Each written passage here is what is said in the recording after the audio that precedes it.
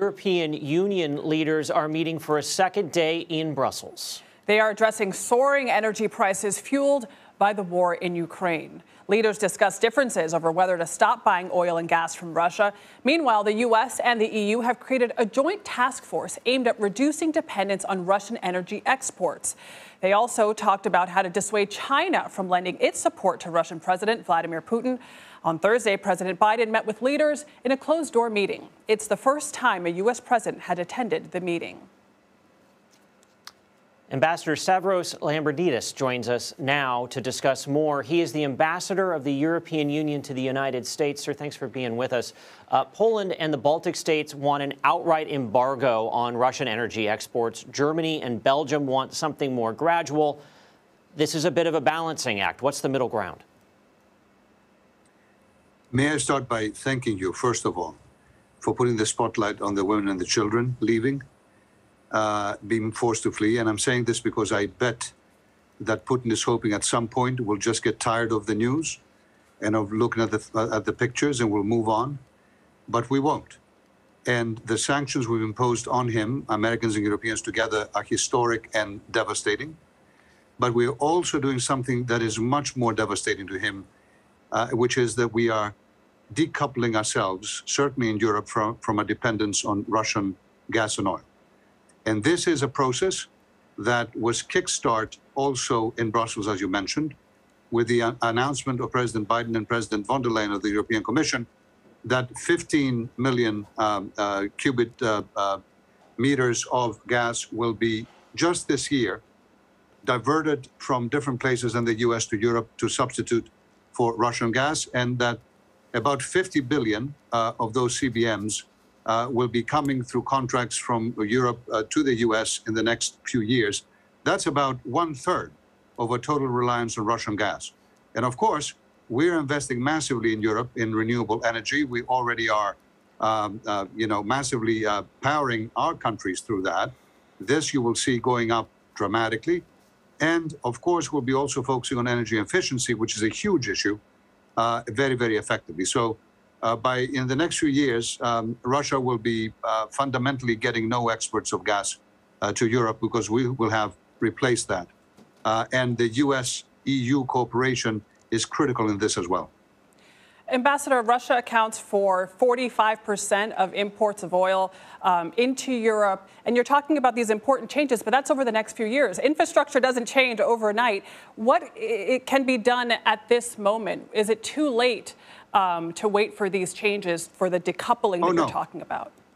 It's a great question, but not even close to too late. So already massive amounts of LNG from the US and several other countries around the world are coming into Europe that were not coming before. So we are already replacing that gas. We have, for the past couple of years, and as we speak, been building a huge number of LNG terminals around Europe to be able to absorb the bigger demand that we have and the bigger supply we'll be getting on LNG. So this is something that is ongoing. But yes, indeed, at this stage, about 40% of all our gas imports do come from Russia. We cannot immediately, turn off that tap. But we are already moving with a very high speed in that direction. Now, Russia, Ambassador, to focus on the humanitarian crisis, the U.S. announced it's going to be accepting 100,000 Ukrainian refugees, as you well know. Some argue that is a bit late because so many other countries have opened their doors. 4 million people have already fled to neighboring countries from Ukraine.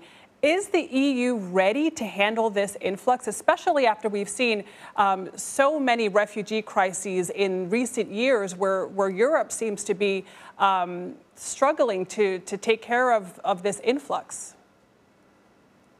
Yes, we are ready. And I'm grateful for the decision of the president to accept 100,000 of those refugees. Indeed, as you mentioned, the numbers are staggering. 3.5 million or more are already moving or already in the European Union and different countries. So we have extended to all of them. And many of them are not Ukrainian citizens. They are others, people from Africa, people from Asia who were living in Ukraine.